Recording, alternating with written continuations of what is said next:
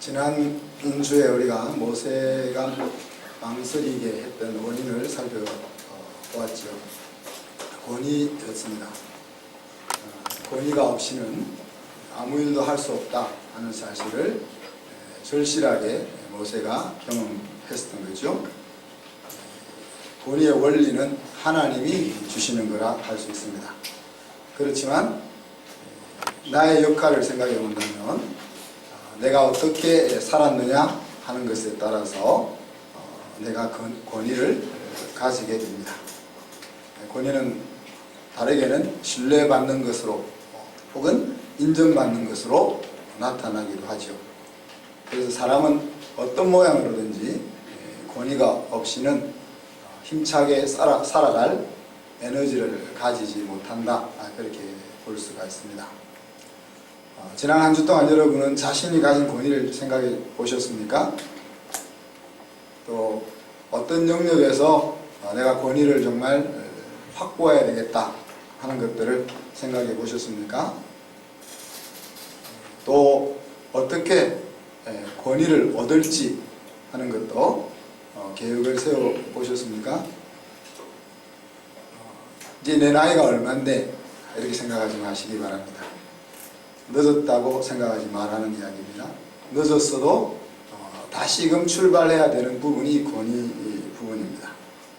그냥 시간만 지나가면 해결되는 문제가 아닌 거죠. 권위의 우산 아래에 있든지 또 권위의 우산을 우리가 펼치고 있든지 적절한 권위를 각자가 가질 수 있기를 축복합니다. 아멘을 누가 한 사람밖에 안 한 것 같은데.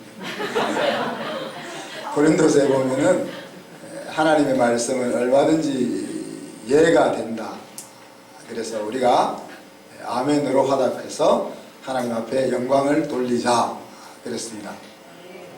그러니까 하나님의 말씀이 나에게 들려올 때 내 사정과 내 능력을 생각지 않고 마음으로 우리가 받아 진실로 받으면은 그것이 이제 하나님 앞에 영광을 돌리는 길이 되고 또 우리의 삶이 형통하게 펼쳐져 나갈 수 있다는 것들을 기억하시기를 바랍니다. 이스라엘 민족에게 있어서 가장 위대한 역사를 오늘 짧게 살펴봅니다. 그건 잘 아시다시피 애굽에서 탈출하는 그 사건을 완성하는 그 장면이라고 할 수 있겠죠. 애굽에서 나온 이스라엘 백성들에게 하나님은 유월절을 지키게 했습니다. 유월절을 지키면서 유월절을 지키는 그 달을 이스라엘 나라의 첫 달이 되게 하라 그랬습니다. 그러니까 뭐 그레고리역 이런 것처럼 마치 왕조가 바뀌어서 연호를 바꾸는 것처럼 이스라엘 민족이 쭉 계속 존재해 오고 있는데 그들이 지금까지 사용하고 있던 달력을 접고 이제 오늘이 1월이야 그렇게 이야기하는 거예요. 그리고 이제 홍해의 기적 이것들이 이제 뭉뚱그려져서 애굽의 탈출을 완성하게 되는 거죠. 이 일을 통해서 하나님이 이루려고 했던 것이 있습니다. 31절 오늘 읽지 않아요. 31절 같이 한번 읽어봅시다. 31절 말씀 시작. 이스라엘이 여호와께서 애굽 사람들에게 하신 그 큰 능력을 보았으므로 백성이 여호와를 경외하며 여호와 그의 종 모세를 믿었더라. 자, 하나님께서 이 애굽에서 탈출시키는 이 사건을 통해서 의도하신 바가 있다. 그 의도하신 바는 뭡니까? 이 민족이 하나님을 경외하는 그 출발이 되는 거죠. 그죠? 그리고 또 이스라엘 백성들이 하나님을 신뢰할 뿐 아니라 자기들을 이끌고 갈 지도자인 모세를 신뢰해야 하는 그것이 이제 이 출애굽 사건을 이루는 목적이다 하는 이야기입니다.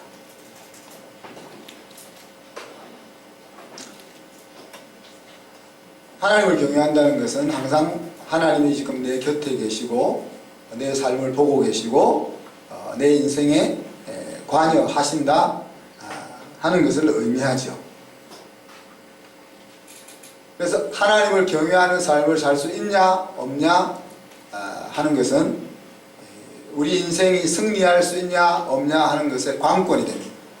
10번으로 맞추세요. 채널을. 그리고 이 사건을 통해서 이스라엘 백성들을 이끌고 가야 될 지도자인 모세가 백성들로부터 권위를 온전하게 획득하게 되죠.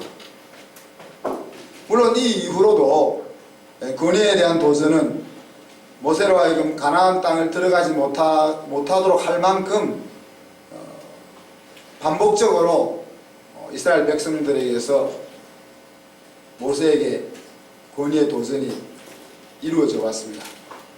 크게만 10번, 그리고 수도 없이 많은 권위의 도전들이 그들에게 있었다는 이야기죠.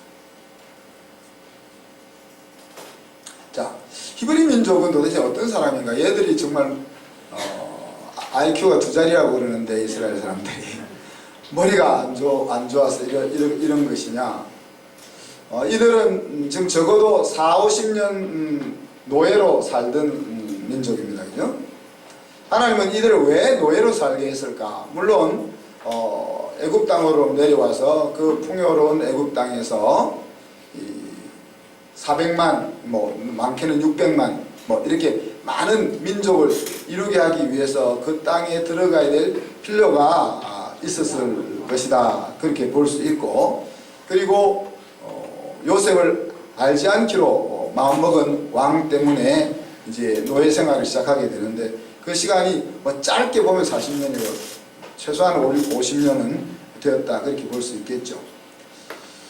하나님이 왜 이들을 굳이 노예의 자리에 빠뜨려서 건져내시는 작업을 우리가 하실까? 우리 그런 걸 생각해 볼 수가 있습니다.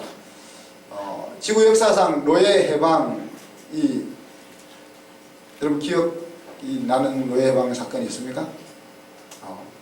아브라함 링컨이 아메리카에서 있었던 노예 해방, 그리고 적게 각 나라마다 노예 해방 사건들이 있었을 것이고, 어떻게 보면 이 애굽 땅에서 히브리 민족이 노예에서 해방되는 사건, 이것이 가장 큰 노예 해방의 역사가 아니겠나 생각합니다. 그러니까 이 노예 해방이라는 것은 인류 역사에 기록될 만한 대단한 사건인 거죠. 대단한 사건입니다. 근데 문제가 하나 있는데, 노예에서 해방이 되어 자유민이 되고 나라를 이룬다는 긍정적인 면이 있는가 하면은 40-50년 동안 노예로 살다 보면은 그 노예로 사는 삶의 습성이 몸에 배어 있는 것이 문제입니다. 노예 근성이라고 말할 수 있겠죠. 그 노예 근성을 몸에서 제거해 나가려면은 아마 수십 년, 어쩌면 수백 년의 시간이 필요할지도 모릅니다. 그럼에도 불구하고 하나님은 이 히브리 민족을 노예로 살게 하면서 당신의 역사를 진행해 나가는 거죠. 자, 이런 히브리 민족이 바로 이 6월절이 있기 전에 10가지 재앙을 보았지 않습니까? 10가지 재앙을 보았고, 마지막 10가지 재앙은 모든 장자와 첫째 난 짐승들이 다 죽는 상황에서 히브리 민족의 장자와 짐승들만 죽지 않는 그 놀라운 일들을 경험했잖아요. 그것이 모세의 영도 아래에 이루어졌다 하는 것을 그들이 보았지 않습니까? 자, 이런 10가지 재앙을 보았음에도 불구하고 모세에게 아직도 권위를 주지 못하는가? 하나님이 그 놀라운 일들을 행하셨는데 그 하나님에게 이 백성이 권위를 주지 못하는가? 이런 질문들을 좀 던져볼 수가 있습니다. 또 바로 오늘 있었던 이 본문 바로 앞에 6월절, 이게 그래서 애굽에서 탈출해서 광야에서 유월절 절기를 지키는 그 일이 작은 일인가? 하나님께서 후일에 내 백성이 내 자녀가 묻기를 이것이 어찌미냐? 유월절을 지킬 때마다 유월절의 유래를 알지 못하는 아들, 딸들이 아빠 우리가 왜 이렇게 맛없는 빵을 먹어야 돼? 왜 쓴 나물을 먹어야 돼? 이렇게 물을 때 이제 아들에게 딸에게 물려줘야 될 그 스토리 그 대단한 스토리가 아무것도 아닌가 이런 걸 우리가 생각해 볼 수 있는 거죠. 이런 대단한 일들을 경험한 지가 바로 엊그제인데 오늘 이제 이스라엘 백성들의 모습은 참 이상하다. 자, 13장 17절에 보면 하나님이 블레셋 사람의 땅의 길은 가까운데 이스라엘 백성들을 글로 인도 안 하고 시나이 반도 밑으로 내려와서 홍해, 앞쪽은 홍해, 뒤쪽은 광야 이렇게 딱 갇히는 쪽으로 이끌어 갔다. 그렇게 이야기했습니다. 근데 그렇게 직선 코스를 잡지 않은 이유를 설명하면서 직선으로 가서 뭐 직선으로 가면은 홍해 안 건널 수도 있었을지 모르겠습니다. 홍해 위쪽에 그 반도 쪽으로 해서 건너갈 수도 있었을지 모르겠는데 근데 그 길로 직선 코스를 가면은 블레셋 사람들이 사는 땅을 마주치게 되고 그러면 부득불 블레셋 사람들 그들 그때는 이제 철기 히브리 민족은 청동기 문명에 살고 있었다면은 블레셋 사람들이 철기 문명을 가지고 있었으니까 그 강력한 군대를 맞이해서 싸워야 되는 그런 일을 생각할 수 있죠. 자, 그래서 하나님 이렇게 이야기합니다. 블레셋 사람 땅으로 가면은 전쟁이 불가피할 것이고 전쟁을 보면 뉘우쳐 애굽으로 되돌아갈까 염려했다는 이야기죠. 그러니까 이 놀라운 역사들을 통해서 또 그 수십 년 동안 노예 생활을 하면서 너무 고통스러워서 하나님에게 도움을 요청했던 그런 사건들이 있음에도 불구하고 앞에 위험이라든지 고난이라든지 어려움이라든지 이런 것이 나타나게 되면 다시 돌아서 애굽으로 돌아갈 생각을 가진 민족이 히브리 민족이라는 얘기죠.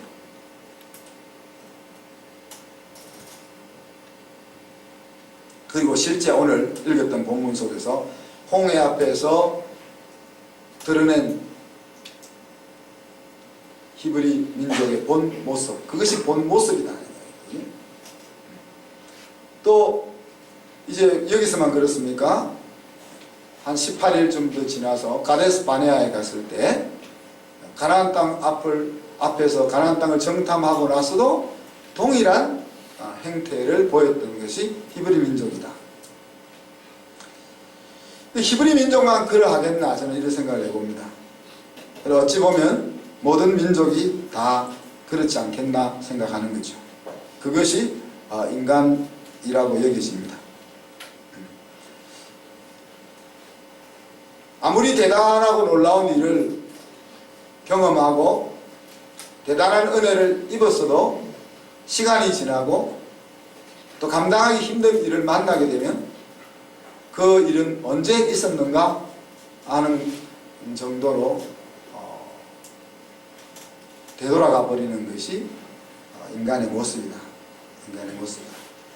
자, 그렇기 때문에 이제 사실 우리가 이런 모습 때문에 지나치게 속상할 것이 없지 않겠나 생각합니다. 우리가 인생을 살아가는 가운데 사랑을 쏟고 애정을 쏟고 에너지를 쏟고 많이 쏟으면 많이 쏟을수록 이런 일을 만났을 때 우리의 마음이 힘들어질 때가 많은데 인간이 본래 그런 존재다. 또 그 본 모습이 나타나는구나. 우리가 그렇게 생각하고 지나가는 것이 정신건강상 좋다. 그러니까 인간의 모습이 본래 이러니까 지도자와 충성된 일꾼들이 얼마나 중요하냐 하는 것들을 다시 한번 생각해 볼 수 있는 겁니다. 아무리 놀라운 천지가 개벽되는 그런 일을 경험했어도 인생은 또 이렇게 가버릴 수밖에 없는 존재라면 그런 존재인 백성들을 의미 있고 보람 있고 가치 있는 그런 자리로 이끌어가기 위해서는 지도자의 역할, 충성된 일꾼의 역할이 더더욱이 중요하다는 이야기입니다. 물론 그 지도자뿐만이 아니라 그 지도자에게 백성이 어떤 권위를 주느냐 하는 것도 함께 연결되어 있죠. 지도자가 가지고 있는 권위, 그리고 그 지도자의 우산 아래에 있는 백성들이 그 지도자에게 어떤 권위를 주고 있느냐 하는 이런 것들이 그 민족의 번영과 직결되어 있다, 그렇게 말할 수 있는 겁니다. 자, 하나님의 전략은 이러합니다.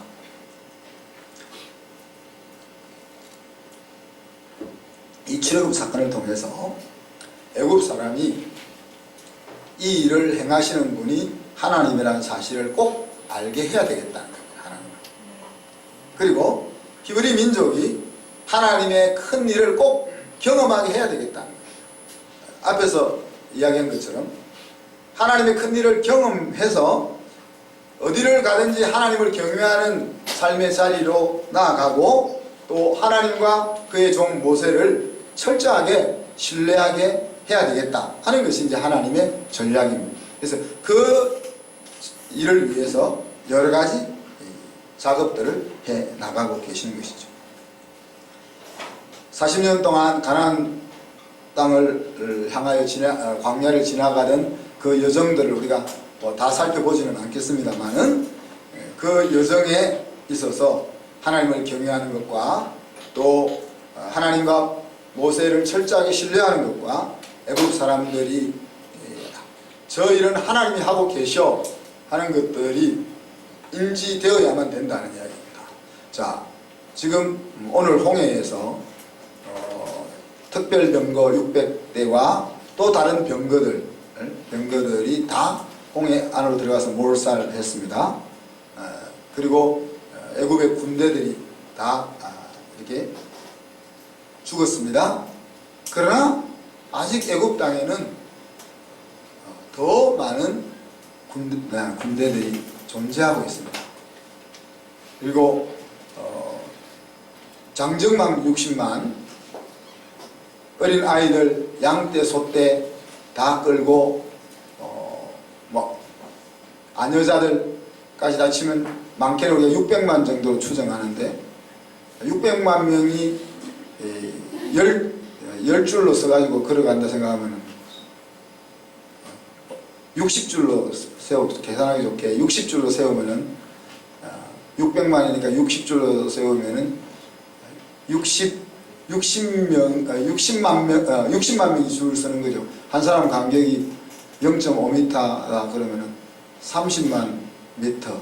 30만 미터는 몇 킬로입니까? 300km? 그러니까 60줄로 300km, 600줄로 쓰면은 3km.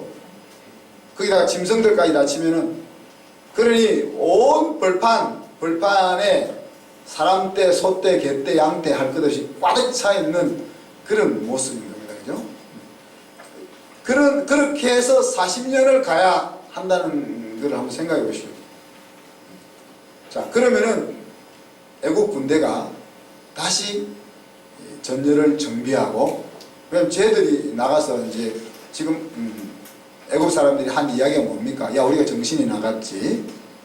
쟤들을 내보냄으로써 이제 비동과 람세스 성을 지을 노예들이 다 없어졌는데 이제 우리가 이 일을 해야 되냐? 그래서 정신을 차리고 그들을 다시 잡아오기 위해서 추적해 온 건 아닙니까? 그렇게 전열을 정비하고 다시 쫓아오게 되면은 이 수없이 많은 무리들이 뭐 아마 하루 이틀이면 추격을 당하겠죠. 그럼 그들은 가나안 땅에 도착하기는커녕 광야에서 개죽음을 당해야 할 것이다. 그래서 이 일을 하나님이 하신다는 것을 애굽 사람이 알아야 자 이제 우리가 더 이상 쟤들을 건드려서는 안 되겠다 하는 생각을 가지게 될 거다 하는 이야기입니다. 그리고 우리가 이스라엘 사람들을 좀 나쁘게 보지만은 여러분 제가 중직들 임직받기 전에 유대 광야에 가서 한 3박 4일만 갔다 오세요. 아무도 안 간다 하시잖아요. 그래서 제가 밀어붙였어야 되는데 마음이 약해서 밀어붙이지 못했는데 우리 교육자들만 먼저 한번 갔다 오고 그 다음에 성도들한테 가자 해야 될 것 같은데,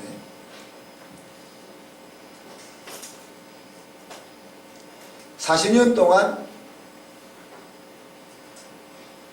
물도 없고 먹을 것도 없고, 물론 하나님은 야 내가 너희들 언제 굶겠냐, 내가 너희들 옷을 헤어지게 했냐, 너희들 목마르게 했냐 그러지만 사실 패션도 없었을 거 아닙니까 그때. 먼지 뒤집으시고 사람이 그냥 몸만 가리는 천을 둘러싼 옷만 입으면 됩니까? 그죠? 또 매일 만나오면 쓰라기 빵만 먹으면 됩니까? 고기만 먹으면 됩니까? 야채도 먹어야 되고 과일도 먹어야 되고. 목마를 때마다 하나님 물이 없습니다. 그러니까 막 그래서 바위를 쳐서 물을 내가 먹고 이래야 되겠냐 하는 이야기죠. 그 일이 열흘이 아니고 40일이 아니고 40년 동안 진행되었다 하는 이야기입니다. 우리가 청소년들과 또 청년들과 단기 선교를 가면은 주로 우리가 화장실이 없고 샤워실이 없잖아요. 샤워실이 없잖아요. 매일 샤워하는 우리 아이들, 여름에는 2번, 3번 샤워하는 우리 아이들이 사실 그곳에 갔다 오는 것만 해도 저는 참 대견하고 그런데, 그래서 물휴지를 이만큼 가져갑니다. 물휴지를. 물이 없을 땐 물휴지로 세수하고 그러려고. 그거를 40년 동안, 열흘이니까 일주일이니까 어떤 애는 화장실이 없으니까 밥을 안 먹어. 그렇게 먹는 걸 좋아하는 애가 딱 밥을 고기 맛있다 하면서도 아마 눈치가 있어 별로 맛이 없는데 맛있다 하더라고요. 이분들 요만치만 먹는 거예요. 왜? 화장실 안 가려고. 화장실이 없으니까 그 들판에 가서 볼일 보고 그래야 되니까.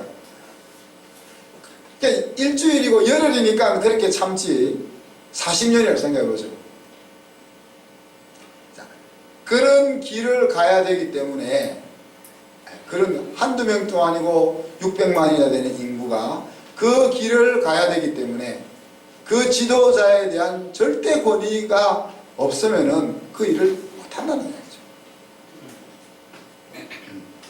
그래서 하나님이 오늘 이런 작업을 할 수밖에 없다.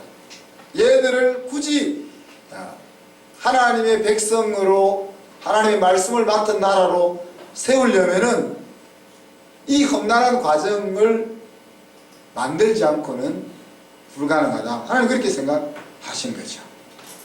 자, 그래서 2절 3절에 보면 오늘 백성으로 바닷가에 장막을 치게 했다. 그래서 앞은 바닷가, 뒤는 광야.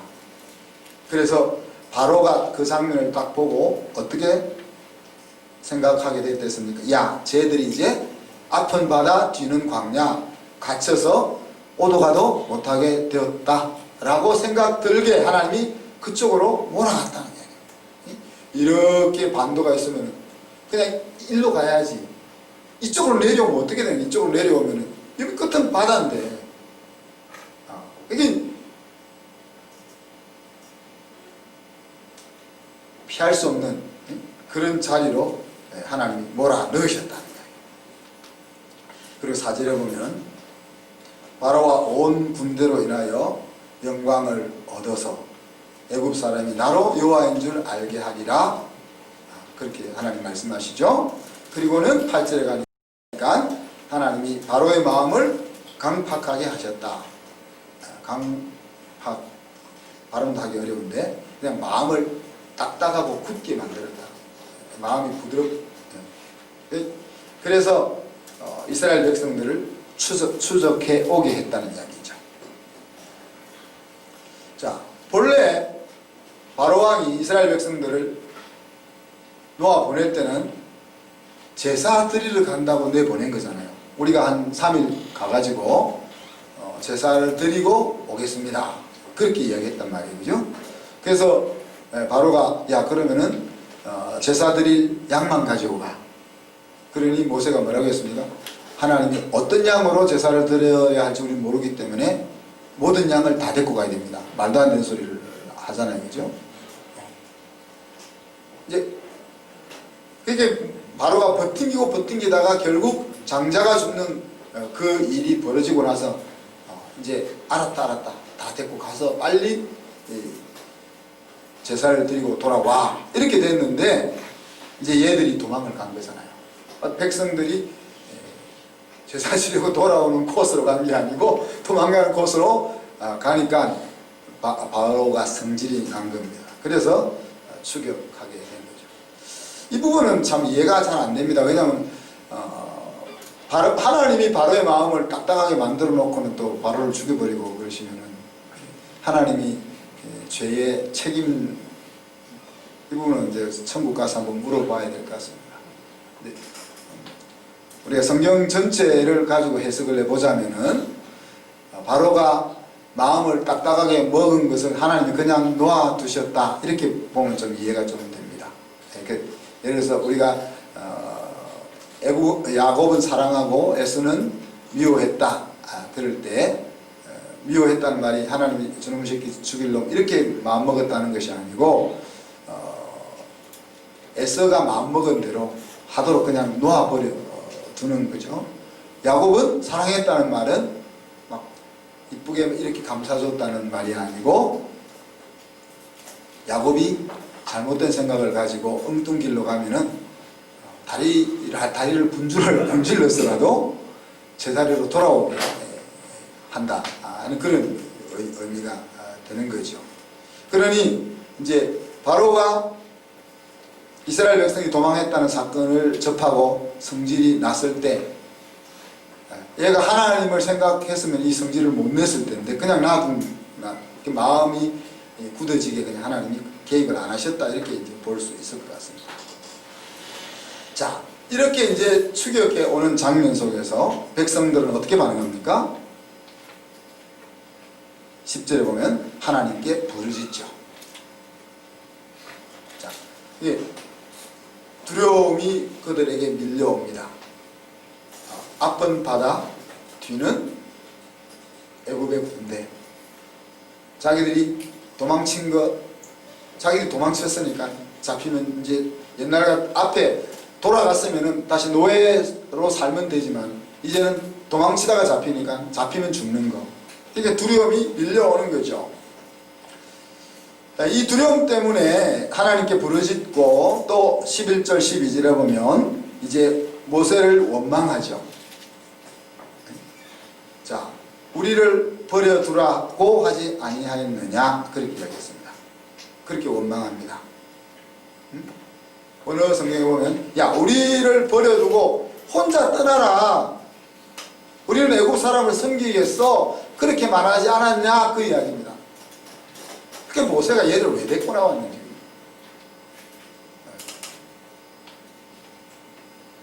모세가 애굽에서 노예 생활을 하고 있는 그들, 그리고 노예 생활이 너무 힘들어서 하나님 앞에 부르짖어 가지고 하나님이 모세를 보내셔서 이제 그래 내가 너희의 힘든 것을 듣고 너희를 구원해 내겠어 해서 이제 건져내려고 할 때 야 우리를 여기서 힘들게 데리고 나가는 거 말고 그냥 이 힘든 일 안 하게 좀 해줘.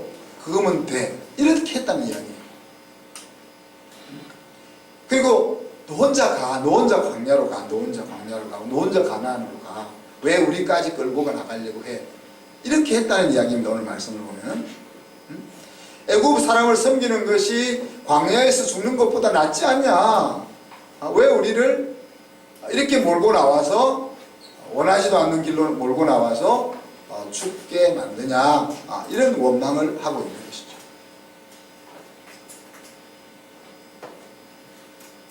자, 이런 장면에서 모세가 어떻게 응답을 보입니까? 13절에 보면 두려워 말고 가만히 서서 여호와께서 너희를 위하여 행하시는 구원을 보라 그랬습니다. 두려워하지 마라. 두려운데 두려워하지 마라. 그렇게. 그리고 가만히 서서 지금 애국 군대가 그냥 뛰어오는 것도 아니고 말을 타고 막 달려오는데 가만히 서서 하나님이 너희를 위해서 어떻게 일하시는지를 알아봐. 그렇게 이야기합니다. 우리가 영화 같으면 이럴 수 있겠죠, 그죠? 영화 같으면 이럴 수 있겠죠. 이 말은 가만히 서서 여호와께서 너희를 위하여 행하시는 구원을 보라는 말은 너희들이 마음을 강하게 견고하게 붙잡고 있으면 하나님이 너희를 구원하는 것을 경험하게 될 거야. 그 말입니다. 그러면서 내가 이렇게 말도 안 되는 소리를 너희들에게 하는 이유가 있다. 그것은 하나님께서 너희를 위해서 싸울 것이기 때문에 그래. 그래서 너희가 할 유일한 한 가지는 가만히 있는 거야. 오늘 이스라엘 백성들이 하나님 앞에 보여야 될 믿음은 가만히 있는 거예요. 사실 어떤 때는 우리가 움직여야 될 때가 있는 거예요. 움직여야 될 때가 있는 거죠. 움직여야 될 때가 있는 거예요. 원수들과 싸우러 나가야 될 때가 있는 겁니다. 하나님이 우리를 지켜주신다 할지라도. 그런데 오늘 이 시점에서 이스라엘 백성들이 해야 될 일은 가만히 있는 거예요. 그것이 믿음인 거죠. 왜?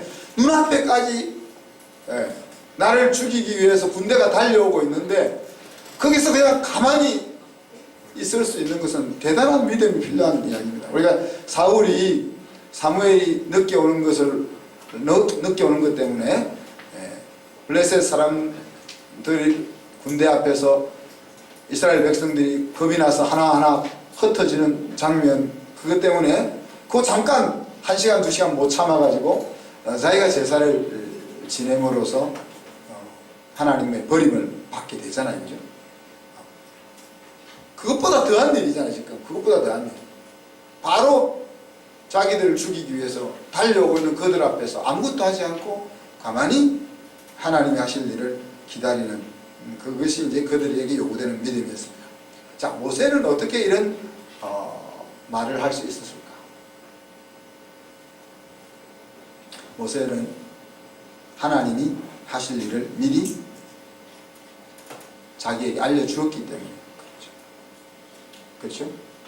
하나님이 내가 이렇게 할 거다 하는 것을 모세에게 미리 알려주었습니다. 그리고 백성들에게도 모세가 이 이야기를 했죠. 그런데 반응은 천지차인 겁니다. 모세는 야, 염려하지 마. 그냥 가만히 있어서 하나님이 하시는 큰 일을 기다려. 그렇게 말하고 있고, 백성들은 원망하고 불평하고 그런 거죠. 신명기에 보면 다시는 모세 같은 지도자가 나오지 않았다라고 기록하고 있습니다. 그러면서 모세는 하나님과 얼굴과 얼굴로 대면한 일꾼이었다. 그렇게 소개합니다.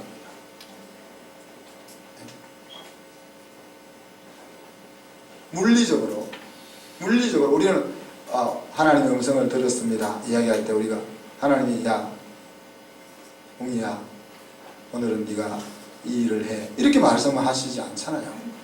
말씀을 읽는 가운데 마음속에 깨달음을 주신다든지 꿈과 환상을 통해서 보여주신다든지 또 영적 지도자를 통해서 들려주신다든지 그러지. 하나님이 쫙 나타나가지고 오늘 너 이거 해야 된다 이렇게 말씀하시지 않잖아요. 근데 모세에게는 그렇게 하셨다는 얘기예요. 하나님이 모세에게는 얼굴과 얼굴을 대하여 말씀하시고 만나셨던, 물리적으로 하나님과 마주하는 관계, 하나님이 모세와는 그런 관계를 설정하셨어요. 왜? 유월절 같은 사건은 인류 역사에 딱 한 번 있어야 될 사건이기 때문에 그 사건을 만들기 위해서 모세를 그렇게 부르셨다는 이야기. 이제는 더 이상 사실 모세와 같이 하나님과 얼굴과 물리적으로 얼굴과 얼굴을 대면해서 만나야 될 이 이유가 없어졌습니다. 왜요? 성령을 우리에게 보내주셨기 때문에 얼굴과 얼굴을 보고도 캐치 못할 수도 있는데 얼굴과 얼굴을 안 봐도 캐치할 수 있는 길을 하나님이 열어주셨기 때문에 말씀 속에서 66권의 말씀 속에서 하나님 자기를 우리에게 보여주시기 때문에 물리적으로 모세와 같은 그런 관계가 필요가 없다는 이야기입니다. 제가 수없이 여러분에게 말씀하잖아요. 하나님이 알려주신 형통한 길이 뭐냐, 하나님이 알려주신 부자 되는 길이 뭐냐, 하나님이 알려주신 샬롬을 누리는 길이 뭐냐, 여러분에게 끊임없이 알려드리잖아요.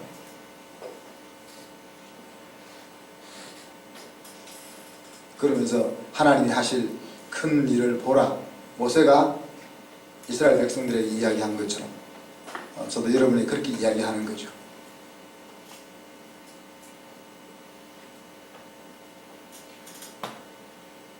그리고 어느 날 하나님이 하실 큰 일을 보라 하는 이 소리가 여러분의 마음의 귀에 들리기를 기도하면서 기다리는 거예요. 그리고 그것이 들리는 날 놀라운 일들이 저는 일어날 것으로 믿습니다. 자, 이제 백성들의 반응과 모세의 반응, 그 마지막으로 원수들의 반응, 25절에 오늘 읽지 않았습니다. 마른 홍해로 달려 들어온 애국 군사들이 하는 소리입니다. 여호와가 이스라엘을 위하여 싸워 우리들을 친다. 도망하자. 자, 여러분, 원수들의 입에서 야, 하나님이 쟤들을 위해서 싸워 야, 이제 우리 도망가야 돼, 이 말이 나왔다는 이야기입니다. 그죠? 하나님이 싸워주시는 나라가 되는 겁니다. 하나님이 싸워주시는 나라가 된다면은 그 나라는 말할 것이 없지 않겠습니까? 하나님이 나를 위해서 싸워주신다면은 내 인생은 염려할 것이 없지 않겠습니까? 말씀을 마무리합니다. 우리가 가던 길에서, 우리가 가고 있던 길에서 하나님께로 돌이키기 위해서는 하나님의 큰 일이 경험되어져야 합니다. 우리가 예수 믿는 이 일이 보통 일입니까?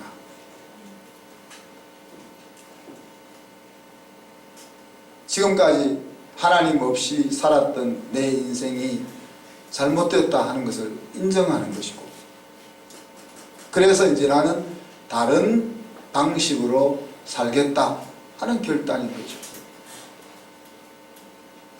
사람이 자기의 걸어왔던 모든 흔적을 부인한다는 것은 굉장히 힘든 일이죠. 그렇지 않습니까? 오늘까지 나를 있게 했던 그 삶을 다 없던 것으로 깡그리째 버리고 이제 새롭게 내 인생을 시작한다 하는 것이 신앙이니까요. 그것이 하나님께로 돌이키는 거예요. 그러려면은 오늘 이스라엘 백성들에게 이 6월절과 홍해를 가르는 놀라운 이런 하나님의 큰 일이 우리 각자에게도 있어야 되는 거죠.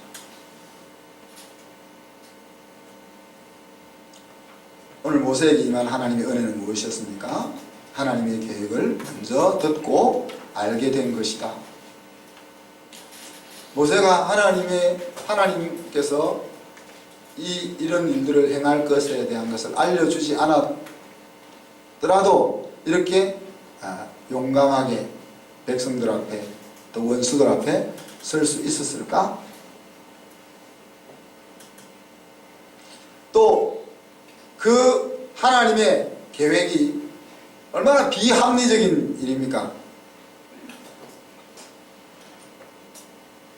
하나님이 만유인력의 법칙을 만들어 가지고 자연계를 움직이고 계시는데 갑자기 물이 거꾸로 솟아올라 가지고 갈라지게 한다는 말도 안 되는 이 계획을 모세가 받아들인 것이 은혜예요.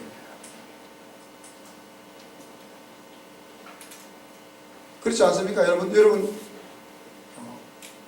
예수님이 물 위로 걸어가셨다. 예수님이 빵 5개와 물고기 2마리 가지고 5,000명을 먹이셨다. 그런 이야기를 듣고 믿어지는 것은 정신이 나간 사람이 믿어지는 거죠. 그래서 대부분 우리가 이제 하나님을 좀 봐주기 때문에 그런 부분은 좀 지나가고 서로 사랑하라 뭐 이런 것들, 또 원수 오른밤을 때리고도 왼밤도 내어주라, 이런 것은 이제 격조 있는 도덕적인 좋은 말씀들이니까 그런 것 좀 마음 새기고 우리가 하나님을 변호하는 쪽으로 성경도 읽는단 말이에요.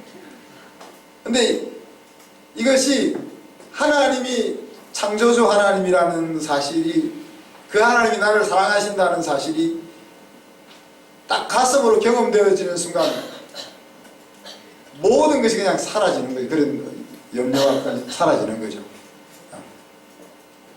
아무것도 없는 곳에서 하늘과 땅을 만드신 하나님이라면 무리를 걷지 못하는, 빵 5개를 가지고 10,000명인들 못 먹이게 했을 것이며, 그러니 이런 것이 합리적으로 우리의 마음속에 새겨지는 것이 아니고 하나님과의 관계 속에서 관계가 제대로 설정이 되어지면, 요즘 과학이 발달하면 할수록 우리가 그 이전에는 비합리적이라고 여겨졌던 것들이 얼마나 사실일 수 있느냐 하는 것들을 또 우리가 경험하지 않습니까? 그래서 물이 갈라지는 큰 일을 통해서 너희들을 구원하고 애굽 군대를 다 멸망시킬 거야 하는 그 말도 안 되는 그 계획을 모세가 받아들인다는 것이 저는 은혜라고 생각합니다. 그리고 백성들로부터 드디어 오늘 아까 31절 뭐랬습니까? 백성들이 하나님과 모세를 신뢰하게 되더라. 이제 권위를 얻는 거죠. 물론 이 권위가 곧 계속 권위의 도전이 이어지겠지만, 그래도 이제 공식적으로는 이스라엘 백성들이 야, 모세는 달라, 우리가 쟤를 따라가야 되겠어 라고 권위를 얻게 되는 것이 은혜죠. 그리고 모세가 하나님이 하실 일을 백성들 앞에서 선포하는 것은 저는 은혜라고 생각합니다. 그냥 주여 믿습니다 이런 믿음이 아니고 하나님이 알려주신 것에 대한 선포라는 이야기입니다. 그죠? 엘리야를 설명하면서 엘리야는 성정이 우리와 같지만은 비가 그치기를 비 오기를 가뭄을 위해서 기도하면 비가 그치고 3년 6개월 동안 가뭄이 있다가도 비가 오라고 기도하면 비가 오는, 그래서 엘리야의 기도가 대단한 기도라고 생각하지만 그 앞에 말씀을 보면 뭐라고 이야기하고 있습니다. 야, 이제 내가 가뭄을 줄 거야. 가서 가뭄이 온다고 외쳐. 이제 내가 비를 줄 거야. 3년 6개월이 비가 안 왔어도 이제 비가 올 거야. 그래 가서 그냥 비가 온다고 말한 거죠. 엘리야가 대단한 것이 아니고 하나님이 알려주는 것을 전달하는 거죠. 그래서 우리가 선포한다는 것이 그냥 내 마음속에 적극적인 사고나 내 마음속에 막 이 확신이 찬 그것을 큰 소리로 외치는 것이 아니고 하나님이 알게 한 것을 선포하는 거죠.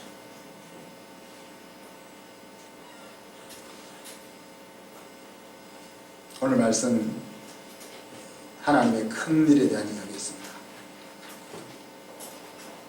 하나님의 구원을 보리라.